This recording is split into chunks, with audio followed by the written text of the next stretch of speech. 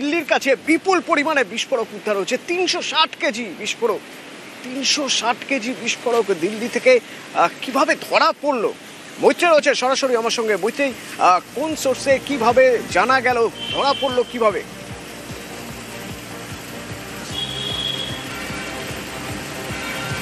দেখো, এই ঘটনার সূত্রপাত কয়েকদিন আগে, এবং যেখানে জম্মু কাশ্মীর পুলিশ একজন চিকিৎসককে, যিনি জিএমসি মেডিকেল কলেজে যে চিকিৎসক রেসিডেন্ট ডক্টর হিসেবে কাজ করতো, সেই গ্রেপ্তার করা হয় সাহারানপুর থেকে উত্তরপ্রদেশে, এবং তারপরে তাকে জিজ্ঞাসাবাদ করে বেশ কিছু তথ্য পায় জম্মু কাশ্মীর পুলিশ, এবং তার সঙ্গে সঙ্গে ফরিদাবাদ পুলিশও ফরিদাবাদের বেশ কিছু জায়গায় তারা সার্চ করতে শুরু করে, এবং সেখানেই হাউস বলে একটি গ্রাম, যেটি ফরিদাবাদের বেশ ইন্টিরিয়ারে কিন্তু আবার দিল্লির লাগোয়া, সেখানের একটি মেডিকেল কলেজ, আলফালা বলে মেডিকেল কলেজ, সেখানে মূলত সংখ্যালঘু অধিষ্ঠিত গ্রাম, এই গ্রামের আলফালা মেডিকেল কলেজ, এবং সেখানে গিয়ে যখন রেড করা হয় তখন 350 কেজি এক্সপ্লোজিভ এবং সেখান থেকে অ্যাসল্ট রাইফেল পাওয়া যায়।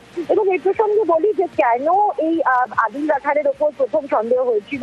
আদিল রাঠারকে সিসিটিভি ফুটেজে দেখা গিয়েছিল জৈশে মোহাম্মদের হয়ে পোস্টার লাগাতে, এবং সেই পোস্টার দেখে যখন জিএমসি মেডিকেল কলেজে গিয়ে তার লকার সার্চ করা হয়, সেখান থেকে AK-47 পাওয়া যায়, এবং তারপর তারা জম্মু কাশ্মীর পুলিশ জানতে পারে যে এই আদিল, সে এখন সাহারানপুরের একটি মেডিকেল কলেজে সে কাজ করছে, এবং সেখানে গিয়েই তাকে গ্রেপ্তার করে, এবং তারপরেই তাকে জিজ্ঞাসাবাদ করে এই খবর পাওয়া যায়।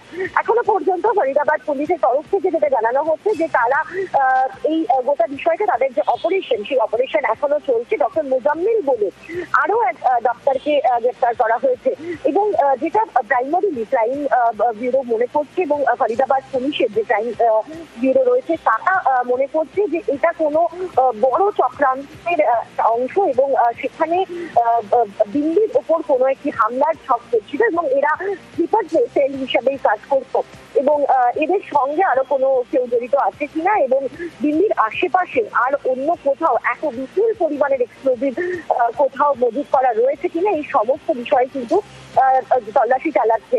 তোমার মনে থাকবে যে কিছুদিন আগেই কিন্তু দিল্লি থেকে আইসিসের এক অ্যাসোসিয়েটকে গ্রেপ্তার করা হয়েছিল, দিল্লি এবং বেঙ্গালুরু থেকে। তাদেরও কিন্তু দিল্লিতে নাশকতা করার একটা ছক ছিল।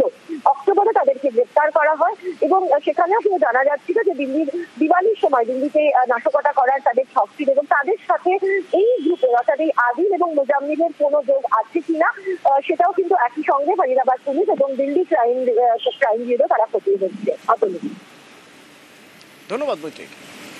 फरीदाबाद पुलिस, हरियाणा पुलिस और JNK पुलिस का एक जॉइंट ऑपरेशन जारी था।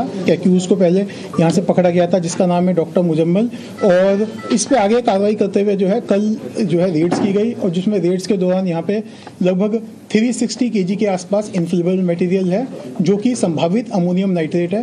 साथ साथ ही जो है जो फायर आर्म्स में एक Karen cop rifle with 3 magazines and 83 live rounds, इनसे जो है रिकवरी की गई है, और इसके अंदर जो है अभी जो है कार्रवाई जो है दोनों की हमारी जॉइंट पुलिस की कार्रवाई जो है जारी है।